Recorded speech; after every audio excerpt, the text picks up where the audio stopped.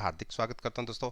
आज भी देखिए निफ्टी एक रेंज बाउंड रही और जैसा मैंने अपनी पिछली वीडियो के अंदर कहा था, जो नीचे लिंक के अंदर है वीडियो, आप उसको अगर देखेंगे तो मैंने कहा था कि पिछली वीडियो के अंदर जो 17,300 के नीचे अगर हम ओपन होते हैं तो हम 17,130 को टच कर सकते हैं, गिर सकते हैं वहां तक।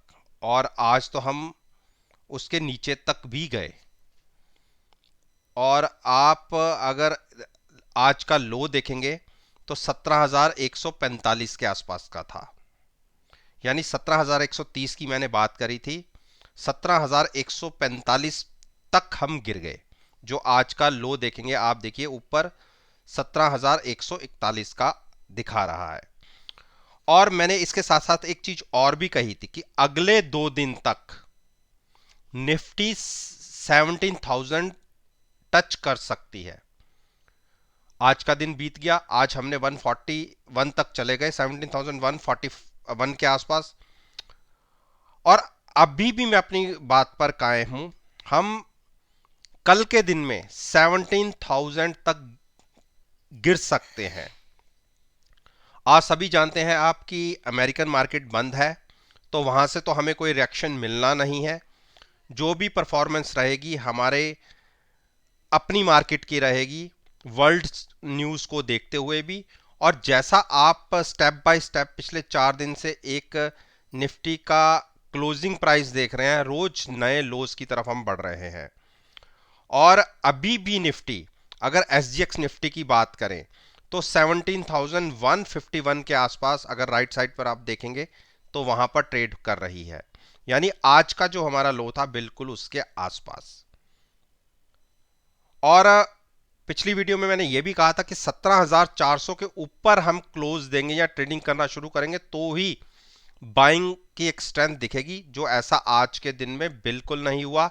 हम 400 के आसपास गए जरूर, लेकिन वहां ज्यादा देर नहीं टिके, 412 का हाई लगा के हम नीचे आ गए। तो अब करते हैं हम कल की बात। कल आप कल ट्यूसडे है, यानी एक्सपायरी से हम 3 दिन पहले ट्रेड करेंगे। और जैसा कि मैं आपसे बजट के आसपास से ही कहता हुआ आ रहा हूं कि मुझे निफ्टी 16,000 तक एक बार लगती है। अगर हमने 17,000 के नीचे ट्रेडिंग शुरू कर दी तो फॉल बहुत बड़ा हो सकता है। 17,000 के नीचे 16,800 हम बहुत तेजी से छू सकते हैं। तो फिर कहना चाहूंगा कि अभी लॉन्ग साइड पर मत बैठिएगा। अगर आप लॉन्ग साइड पर जाना चाहते हैं, अगर हम 16,700 के आसपास गिरावट में पहुंच सकते हैं तो वहां से एक पुल बैक की उम्मीद होगी। वहां से आप पुट बाय करके एक फ्यूचर्स को बाय कर सकते हैं 200-300 पॉइंट के एक रनअप के लिए। यहां से थोड़ा सा लॉन्ग को मैं अवॉइड करना चाहूंगा, क्योंकि अभी मार्केट केवल और केवल वर्ल्ड न्यूज के ऊपर रिएक्ट कर रहा है। अगर जैसा कि पिछले 2 दिन में कोई न्यूज हमें रशिया और अमेरिका से नहीं देखने को मिली, तो हम एक रेंज बाउंड छोटी सी एक टेरिटरी के अंदर ही ट्रेड करते रहे। तो कॉन्शियस होके ही पोजीशन को बनाइएगा। मेरे हिसाब से गिरावट में अगर 17,000 ब्रेक करते हैं तो हम 16,800 और 700 को टच कर सकते हैं, जो हमारे पिछले लो भी थे। तो अभी हम केवल वहां तक के लिए फोकस करेंगे। इसके साथ साथ हम बैंक निफ्टी पे बात करें। बैंक निफ्टी के अंदर अगर आप मेरी कल की वीडियो के साथ आज के ट्रेडिंग सेशन को एनालाइज करेंगे तो मैंने बैंक निफ्टी में भी कहा था कि मैं बुलिश नहीं हूं। और जैसा कि मैंने अपनी वीडियो में कहा था कि हम अगर 37,400 के नीचे ओपन करते हैं तो आपको 400 पॉइंट की गिरावट मिलेगी, देखने को मिलेगी। देखिए हम ओपन हुए 37,464 के आसपास, और ओपन देखिए ये हमारा ओपनिंग पॉइंट था। ये आप देखिए 17,431, अगर हम कैश और उसकी बात कर लें फ्यूचर्स की, तो ऑलमोस्ट बराबर सा ही ओपन हुए और उसके बाद हमने एक तेजी पकड़ी ऊपर की 600 के आसपास, और उसके ऊपर इंट्राडे में अगर देखें तो 38,000 तक के भी हाइज लगे। ये लगे तकरीबन, अगर मैं बात करूं 12 ओ क्लॉक से लेके 2 बजे तक के बीच में, और उसके बाद 37,400 ब्रेक भी हुआ और हमें देखने को नीचे की तरफ 37,200 तक के प्राइसेस भी देखने को मिले। तो मैंने 400 पॉइंट तक की एक गिरावट की बात करी थी, 400 पॉइंट तक नहीं मिले लेकिन 200 पॉइंट देखने को मिले। और अब क्या करना है, इसके साथ मैंने आपसे यह कहा था कि जो अग्रेसिव ट्रेडर्स होते हैं, अगर वो थोड़ा सा रिस्क उठा सकते हैं तो कॉल बाय करके फ्यूचर्स भी सेल कर सकते हैं। अगर हमने 37,400 के नीचे ट्रेडिंग शुरू करी, अगर उन्होंने ऐसा किया होता तो इंट्राडे में तकरीबन 80 से 90 पॉइंट तो आपको प्रॉफिट दिखता। लेकिन चलिए, किसी ने अगर नई भी पोजीशन ली, तब भी कल के दिन में भी अगर हम फिर से अपने 100 डेज मूविंग एवरेज को ब्रेक करते हैं, और जिसकी पॉसिबिलिटी बहुत ज्यादा है 37,400 को, तो आपको नीचे के प्राइसेस फिर से 37,000 और उसके नीचे के भी प्राइसेस देखने को मिल सकते हैं। क्योंकि मैं अभी फिलहाल लॉन्ग की एडवाइस इसमें नहीं कर रहा, तो जो बाइंग करके ही ट्रेड करते हैं वो अभी थोड़ा सा मार्केट से दूर रहे। उनके लिए प्राइस बनता है अगर 38,200 के ऊपर हमें क्लोजिंग मिलती है बैंक निफ्टी में। अब आते हैं हम HUL पर। देखिए, HUL में जब हमने ये 4-5 दिन की एक 130 पॉइंट की एक ट्रेडिंग जोन देखा, मैंने ये कहा था कि जैसे कि निफ्टी और बैंक निफ्टी दोनों के अंदर एक गिरावट देखने को मिल रही है, अच्छी फ्लक्चुएशन है, बार बार हम ऊपर नीचे होते हैं, तो आप हर गिरावट पे इस स्टॉक को बाय कर सकते हैं। और मैंने 2290 तक भी गिरावट में बाय करने के लिए बोला था। हाँ, मैंने शॉर्ट करके इसको ट्रेड करने से बिल्कुल अवॉइड कर रहा हूं, डिप पर बाइंग करने की ही स्ट्रेटजी रहेगी। हाँ, जिसको अब नया ट्रेड लेना है, अगर हम 2290 के नीचे क्लोजिंग देते हैं या ट्रेडिंग शुरू करते हैं तो लॉन्ग साइड पर ट्रेड मत लीजिएगा। ट्रेड आपको तभी लेना है जब हम 2290 के ऊपर 15, 20, 25 मिनट बने रहें, और कॉल बाय करके ट्रेड नहीं करना, हैजिंग के साथ ट्रेड करना है, पुट बाय करके फ्यूचर्स को लॉन्ग करना है। लिमिटेड रिस्क और अनलिमिटेड रिवॉर्ड की ये स्ट्रेटजी है। रिलायंस, देखिए रिलायंस में मैंने फिलहाल अवॉइड, क्योंकि हमने पीछे से नीचे से, अगर मेरी कल को वीडियो के साथ कंपेयर करेंगे, मेरे पास 2320 और 2420 के दो ट्रेड था जो हमने ऊपर के प्राइसेस पर एग्जिट हो गए और जिसमें अच्छा प्रॉफिट भी रहा। नया ट्रेड मैंने लॉन्ग साइड के लिए क्या बोला था आपको कि गिरावट में 2300 या 2200 के आसपास स्टॉक मिले तो वहां पर ऐड कीजिएगा। देखिए, आज दूसरे दिन हमने लगातार एक गिरावट दिखाई है और इंट्राडे में तो जो लो लगा, आप देखिए 2385 के आसपास का लग गया। अगर हम 2375 ब्रेक होते हैं तो 2300 फिर से दिखेगा, और हो सकता है कि इस बार हम 2200 भी नीचे की तरफ जाएं। इसका 2300 से ये आप देखिए, अगर पिछले 5-6 लो को देखेंगे तो वो 2300 का प्राइस ही है, वहां से ये स्टॉक बार बार वापस पलट जाता है। तो जहां तो 2300, और अगर 2300 के नीचे क्लोजिंग मिलती है तो फिर 2200 के टारगेट होंगे। लेकिन हम इसको एक बार फिर से एक लॉट लेंगे 2300 के आसपास, 2310, 2320 के आसपास। हैजिंग हमारी हमेशा इन्वॉल्व रहती ही है, तो हमने फ्यूचर्स के अंदर ट्रेड लेना है और एट द मनी पुट को बाय करेंगे, और कोशिश करेंगे कि ये जो ट्रेड हम लेंगे ये मार्च एक्सपायरी का हो। तो डिप पर बाइंग की स्ट्रेटजी रहेगी, शॉर्ट करके हम ट्रेड नहीं लेंगे।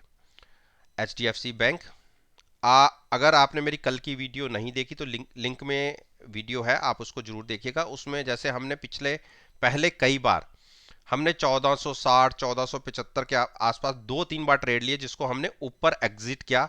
उसका रीजन था कि 100 डेज मूविंग एवरेज को स्टॉक को क्रॉस करने में थोड़ी सी तकलीफ होती है, और यही स्ट्रेटजी मैं इस बार भी अपना रहा था। अपनी कल की वीडियो में मैंने कहा था कि स्टॉक अगर 1520 के आसपास जाता है, अगर आप रिस्क उठा सकते हैं, क्योंकि बार बार यहां से गिरावट आती है आप, क्योंकि अगर केवल 3 दिन के लिए आप ट्रेड लेना चाहते हैं तो उसका बेनिफिट ये होगा कि करंट मंथ के जो ऑप्शंस के प्रीमियम है वो बहुत कम है। तो अगर हम कॉल बाय करके फ्यूचर सेल करेंगे, क्योंकि अपनी पोजीशन को हमने हेज भी रखना है, और लास्ट के 2-3 दिन में तो मार्जिन्स भी बहुत ज़्यादा हो जाते हैं। आप सभी को पता है कि लास्ट के शुक्रवार से लेके एक्सपायरी डे तक रोज 20% एक्स्ट्रा मार्जिन लगता है, और जिसके पास अगर मार्जिन है और पोजीशन को हेज कर रखा है तो उसके लिए तो बहुत बढ़िया रहता है। लेकिन फिर जिसके पास मार्जिन नहीं भी है वो मार्च में भी ट्रेड कर सकते हैं। तो करंट मंथ के से हेज कर सकते हैं अगले 3 से 4 दिन के लिए, क्योंकि उसमें आपने ऑप्शन बाय करनी है, और फ्यूचर्स को आप मार्च के साथ भी सेल करके चल सकते हैं। आपकी पोजीशन हेज भी होगी और मार्जिन भी नहीं लगेगा, और एक लिमिटेड सा हमने ऑप्शन का प्रीमियम पे करना है। ये एक स्ट्रेटजी अच्छी रहेगी। मेरा ये मानना है कि अगर निफ्टी और बैंक निफ्टी अगर गिरावट दिखाती है तो ये स्टॉक आपको फिर से 1500 से नीचे और 1460 के आसपास जाता हुआ दिखेगा। तो एक बार तो हम शॉर्ट करके प्ले कर रहे हैं, जो मैंने अपनी पोजीशन बनाई भी है। मेरा टारगेट, इमीडिएट टारगेट जो होगा गिरावट में रहेगा 1500 और 1580 के बीच में। 1500 1400 1480 और 1500 के बीच में, 1475 के आसपास हम अपनी पोजीशन को रिवर्स करने की कोशिश करेंगे लॉन्ग साइड पर। अब बात करते हैं इंडस बैंक। देखिए, इंडस बैंक को अगर 2-3 दिन पहले मेरी वीडियो देखेंगे तो हमने इसको 957 के आसपास शॉर्ट बनाया था। उसमें मैंने ये कहा था कि यहाँ के प्राइसेस थे ये यहाँ पे, और क्योंकि ये 5 दिन अगर देखा जाए, आज का दिन भी हम कह लें तो 6 कैंडल को अगर देखें तो मैंने यहाँ पर आपसे बात करी थी, हम यहाँ खुले तो एक बार तो जरूर ट्रैप हुआ था। तो क्योंकि 960 के आसपास मैंने 957 के आसपास शॉर्ट किया था, और साथ में कॉल भी बाय थी। आज तक की अगर क्लोजिंग की बात करूं तो हाँ, क्योंकि कॉल जो बाय की थी उसका प्रीमियम थोड़ा डिके हो गया है, और अभी हम इतने प्रॉफिट में नहीं है। फ्यूचर्स में केवल 4 पॉइंट का ही प्रॉफिट आ रहा है। लेकिन मैंने कहा था कि एक बार थोड़ी सी और गिरावट आती है, जैसे 2 दिन से इसमें हायर लेवल से एक रिजेक्शन देखने को मिल रही है। 945 के टारगेट पे मैं इसमें से अपना प्रॉफिट लेके एग्जिट हो जाऊंगा 940 के आसपास, और फिर से लॉन्ग साइड पर री एंटर करूंगा। अगर गिरावट बढ़ती है 880 और 900 के बीच में हम लॉन्ग पोजीशन क्रिएट करेंगे, जो मैं पिछले कई दिनों से आपसे बात भी करता हुआ आ रहा हूं। तो ये इसमें मेरी एक ट्रेडिंग स्ट्रेटजी रहेगी। अब बात करता हूं मैं HDFC की। देखिए, HDFC में अगर हम देखें तो 5 दिन से लगातार हम एक के बाद एक नए स्टेप्स के लेके ऊपर क्लोज कर रहे हैं। और मैंने जब यहां से एक ट्रेड लेने के लिए बोला था, उसका रीजन था कि ये जो एक गैप बना था, मैंने कहा था कि HDFC बैंक इस गैप को फिल करने के लिए तो ऊपर आएगा, और हम अपने ट्रेड से तो एग्जिट ले कर गए प्रॉफिट लेके आज। तो नई एंट्री हमने क्या कहा था कि अगर ये जो 2475 के आसपास या इसके ऊपर क्लोजिंग मिलेगी, जिसने नया लॉन्ग साइड पर ट्रेड लेना है, तो अगले 100 पॉइंट्स के लिए आप लॉन्ग पोजीशन ले जा सकते हैं अगर ले जाना चाहें। लेकिन पिछले 3 दिन में कोई अच्छी बड़ी मूव ऐसी दिखी नहीं कि हम कोई नया ट्रेड लें। हाँ, हम एग्जिस्टिंग ट्रेड से हम जरूर एग्जिट हुए हैं, और अभी वेट एंड वॉच का क्राइटेरिया रखेंगे। अब बात करते हैं हम कोटक महिंद्रा बैंक। देखिए, कोटक महिंद्रा बैंक, अगर आप मेरी वीडियोस को देखते हैं तो मैंने यहाँ पर एक एंट्री ली थी, और उसके बाद अगले दिन ट्रैप भी हो गए थे, और जो पोजीशन हमने अभी तक होल्ड कर रखी थी। और कल की वीडियो में मैंने कहा था कि अगर 1830 के ऊपर क्लोजिंग मिलती है तो आप नया ट्रेड लॉन्ग साइड पर और ले जा सकते हैं, जिसने फ्रेश एंट्री लेनी है। और आप देखिए आज की क्लोजिंग आपको क्या मिली, 1832 के आसपास। तो अगर किसी ने ट्रेड ले लिया है, बहुत अच्छी बात है।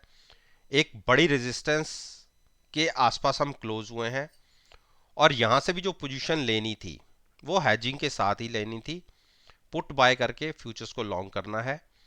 और जैसा मैंने अपनी ट्रेड के अंदर पीछे बोला था, क्योंकि हमारा ट्रेड काफ़ी नीचे से था, अगर परसों की मेरी वीडियो देखें तो मैंने कहा था कि 1845 और 50 के आसपास मैं अपने पोजीशन से एग्जिट हो जाऊंगा, क्योंकि हमारे पास नीचे से काफ़ी दूरी से पोजीशन थी, और क्योंकि हमें इसको रोल ओवर भी करना था, क्योंकि फरवरी एक्सपायरी की ये पोजीशंस थी, तो मजबूरी थी रोल ओवर करना, क्योंकि मार्जिन्स भी काफ़ी ज़्यादा हो जाते हैं।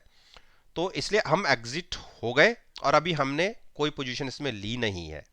लेकिन हाँ, मैंने कल की वीडियो में ये कहा था कि जिसने नया ट्रेड लेना है वो 1830 के ऊपर क्लोजिंग आने पर नई पोजीशन ले जा सकता है। तो हैजिंग मस्ट है, पुट बाय करके फ्यूचर्स को लॉन्ग करना था। अब हम बात करते हैं आईसीआईसीआई बैंक। देखिए, आईसीआईसीआई बैंक में हमारे पास पोजीशन थी 760 पर लॉन्ग बनाई थी। उसका रीजन था जो 100 डेज मूविंग एवरेज है, मेरे को लग रहा था कि यहां से एक रिवर्सल मिल सकता है। और देखिए, जब यहां से हमने कोई पोजीशन नहीं बनाई थी, गिरावट में मैं जो सबसे बॉटम की जो सपोर्ट होती है उसके आसपास अगर मुझे स्टॉक मिले तो मेरी कोशिश होती है कि वहां से बाइंग की जाए। तो 760 पर हमने लिया था इस वाले कैंडल में, और उसके बाद अगले दिन तो एक बहुत बड़ी गिरावट भी दिखी, लेकिन वहां से एक रिवर्सल भी दिखा था, लेकिन एग्जिट नहीं लिया। उसके बाद 3-4 दिन फिर से गिरावट, और अब तो 760 के भी बहुत नीचे ट्रेड कर रहा था। नया ट्रेड मैंने कल की वीडियो में बोला था कि अगर 760 के ऊपर एक बार क्लोजिंग मिलती है तो फ्रेश लॉन्ग करना, जिसने नया ट्रेड लेना है। लेकिन 740 से अगर कोई लॉन्ग करता है तो रिस्क रिवॉर्ड रेशो फेवरेबल हो जाता है, क्योंकि यही एक ऐसा पॉइंट है जहां से ये स्टॉक बार बार रिवर्सल दिखाता है। लेकिन फिर भी अगर कोई ज्यादा सिक्योर होकर लॉन्ग जाना चाहता है, 760 या 760 768 के ऊपर ट्रेडिंग मिलती है तो वहां से आप फ्रेश पोजीशन लॉन्ग साइड पर ले जा सकते हैं। एक्सिस बैंक, एक्सिस बैंक को मैंने वेट एंड वॉच की स्ट्रेटजी में रखा था, और हाँ, जो हमने शॉर्ट पोजीशन ले रखी थी उसमें मैंने कहा था कि आप यहां से एग्जिट हो जाइए, क्योंकि 775 के आसपास ये स्टॉक बार बार अटक रहा है। अगर पिछले 5-6 दिन की एक ट्रेडिंग रेंज देखेंगे तो यहीं से स्टॉक वापस लौट जाता है। तो शॉर्ट पोजीशन मैंने एग्जिट करने के लिए बोला था। हाँ, ये कहा था कि गिरावट में स्टॉक 745 और 750 के आसपास मिले तो वहां से लॉन्ग पोजीशन लीजिएगा हैजिंग के साथ। तो वो अभी प्राइस आया नहीं है, तो हमें वेट करना वाजिब है। अब आते हैं हम स्टेट बैंक ऑफ इंडिया। देखिए, स्टेट बैंक ऑफ इंडिया में आज देखिए 507 तक के लो भी लग गए, और ये कहा था मैंने पिछली वीडियो में कि अगर 507 के नीचे अगर हम ट्रेडिंग शुरू करते हैं तो 20 पॉइंट की आपको गिरावट दिख सकती है। और बाइंग कहां करनी है, हमने जो हमने पहले से ही डिसाइड कर रखा है 490 और 495 के आसपास, वहां से पोजीशन को लॉन्ग करना है हैजिंग के साथ। और फिर से जो हमारा टारगेट होगा वो 530 525 का आसपास का होगा। देखिए, ये जो अगले 20-25 दिन है 15 मार्च तक के, मैं ये समझता हूं कि निफ्टी, बैंक निफ्टी के लिए थोड़े से क्रूशियल है। और जैसे ही 15 मार्च क्रॉस होगा, आपको पता होगा कि जितने भी हमारे म्यूचुअल फंड्स हैं इनको अपनी एनएवी वैल्यू वगैरह दिखानी होती है, तो ये हैवी सेलिंग करते हैं। अगर ईटीएफ का देखा जाए तो वर्ल्ड वाइड या हमारे एक्सचेंजेस में भी देखा जाए, ईटीएफ की काफी हैवी सेलिंग हो रही है। तो उसका मेन रीजन है कि हमारा इंडेक्स डीआईएस की बाइंग के बावजूद भी तेजी नहीं पकड़ रहा, क्योंकि जब तक एफआईआईएस का पार्टिसिपेशन नहीं होगा निफ्टी में बड़ी उम्मीद ऊपर की तरफ की नहीं है। तो डिप पर बाइंग करिए।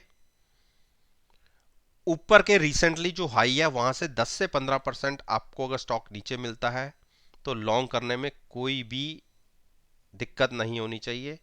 और अपनी पोजीशन को हैज रखिए। केवल 2 से 2.5% का ही आपको प्रीमियम पे करना है।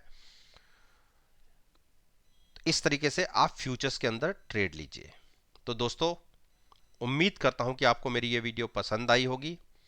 वीडियो पसंद आई तो मेरे साथ मेरे चैनल पर जुड़िए, चैनल को सब्सक्राइब कीजिए और साथ में बेल आइकन का बटन प्रेस करना मत भूलिएगा, ताकि नोटिफिकेशन टाइम से आप तक डिलीवर हो सके। इस बात के साथ मैं आपसे विदा लेता हूं और एक नई वीडियो के